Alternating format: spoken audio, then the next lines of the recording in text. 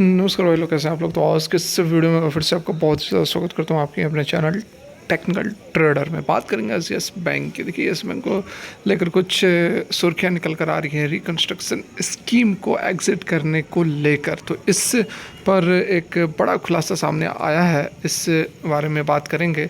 साथ ही एक और रिक्वेस्ट रहेगी, जैसा कि मैं पहले भी कर चुका हूँ, वो इस चैनल को आप ज़रूर सब्सक्राइब कर लें। मार्केट टू मनी चैनल को दो भागों में बांट दिया गया है। आप देख रहे होंगे कि टेक्निकल ट्रेडर के ऊपर जो सुर्खियों में स्टॉक्स रहते हैं उसी के ऊपर वीडियो आती है, और मार्केट टू मनी में आज के डेट में भी आप देख सकते हैं कि 4-5 वीडियो आ चुकी है। टाटा स्टील पर, इन्फोसिस पर, और आरबीआई की जो मॉनेटरी पॉलिसी होने वाली है, अडानी पोर्ट का गवर्नमेंट का बहुत बड़ा सपोर्ट। तो ये सारी जो वीडियोस हैं वह आपको आज के डेट में यहाँ पर देखने को मिलेगी। आपको मार्केट टू मनी चैनल को सब्सक्राइब करना होगा यदि आप चाहते हैं बाकी अपडेट्स के लिए। तो यहाँ पर डिस्क्रिप्शन में मैं लिंक दे दूँगा, आप देख लेना।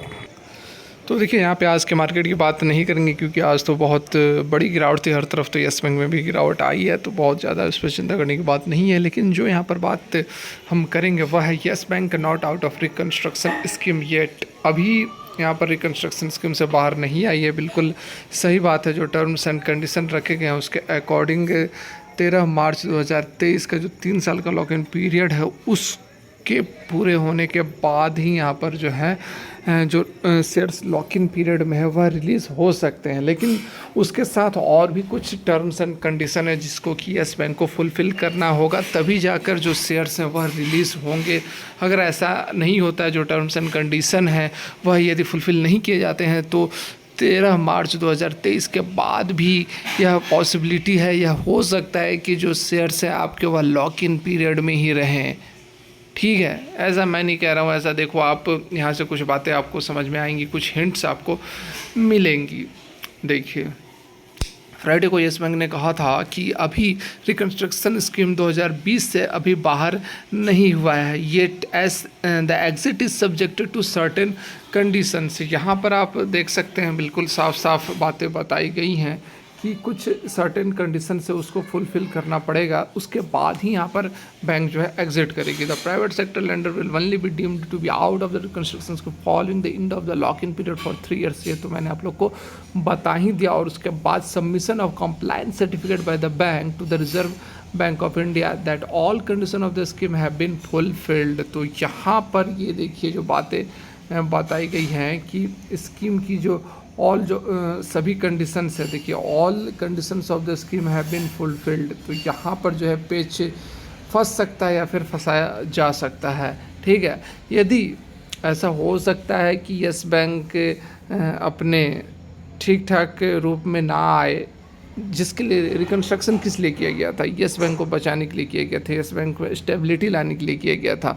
तो यदि यहाँ पर इसके स्टॉक में स्टेबिलिटी नहीं आती है, बैंक में स्टेबिलिटी नहीं आती है, तो हो सकता है इट मे बी पॉसिबल कि आने वाले 13 मार्च 2023 के बाद भी स्टॉक जो है वह लॉक इन पीरियड में रहे। यहाँ पर आप यह अगर हिंट जो यहाँ पर दिया जा रहा है उससे आप समझ सकते हैं। उसके बाद subsequent approval of the central bank. तो सेंट्रल बैंक से सब्सिक्वेंट अप्रूवल होना चाहिए, और स्कीम्स की जो टर्म एंड कंडीशन, जो रिकन्स्ट्रक्शन स्कीम की जो टर्म्स एंड कंडीशन है उसको जब तक यस बैंक फुलफिल नहीं करेगा तब तक यह एग्जिट नहीं कर सकता है 3 साल पीरियड के बाद भी। उसके बाद आप देखो एक चीज़ और, यहाँ पर देखिए जो अनाउंसमेंट किया गया था बैंक के द्वारा 15 जुलाई 2022 को रिगार्ड टू द बैंक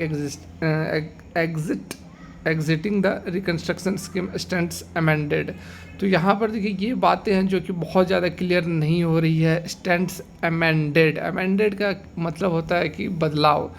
जैसे हमारा कोई रूल एंड रेगुलेशन होता है जो संसद में अमेंड किया जाता है, अमेंडमेंट किया जाता है, तो उस तरह का यहाँ पर हालांकि अभी क्लियरिटी नहीं है। ये जो बातें यहाँ पर 15 जुलाई को स्टॉक एक्सचेंज को बातें बताई गई हैं उसके बारे में अभी यहाँ पर क्लियरिटी नहीं है, लेकिन कुछ हो सकता है कि अगर देखिए एक चीज़ आप समझो, यहाँ पर आउट ऑफ कॉन्टेक्स्ट बात करेंगे, ऑफिशियल बात नहीं है।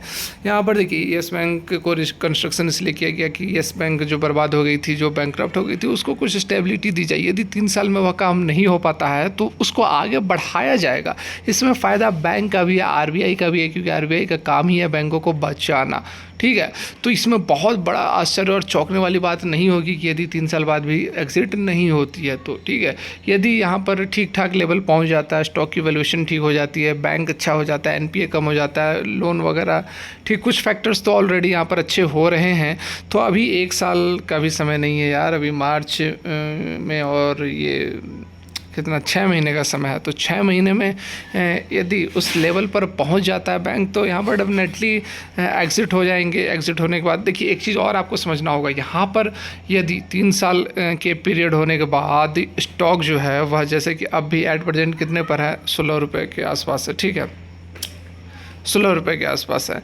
तो स्टॉक यदि यही 16 रुपये पर बना रहे 2023 तक, एग्जाम्पल समझो, यदि 2023 मार्च तक जब एग्ज़िट करने का समय आ जाए और स्टॉक यही 15 से 16 रुपये मान लेते हैं, जैसे कि 2 साल 2.5 साल से तो यह 12-13 रुपये पर था ही, अभी थोड़ी तेज़ी आई है, तो यदि एग्जाम्पल ले लेते हैं कि 15 से 16 रुपये या मार्च 2023 तक बना रहे, तो उसके बाद क्या होगा।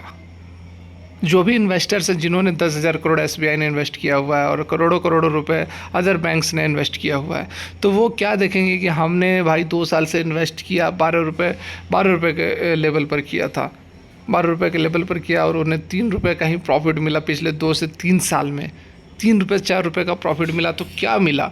तो इससे क्या करेंगे कि वो एग्जिट करने की कोशिश करेंगे, जो भी है प्रॉफिट बुक करके अपना माल निकाल के कहीं और इन्वेस्ट करने की कोशिश करेंगे, ताकि कुछ मिल सके, कुछ उन्हें रिटर्न आ सके। तो इस कारण से यहाँ पर लॉक इन पीरियड को बढ़ाया जा सकता है यदि स्टॉक की वैल्यूएशन ठीक नहीं होती है तो। बात को समझ रहे हैं, यदि समझ रहे हैं तो लाइक ज़रूर करें।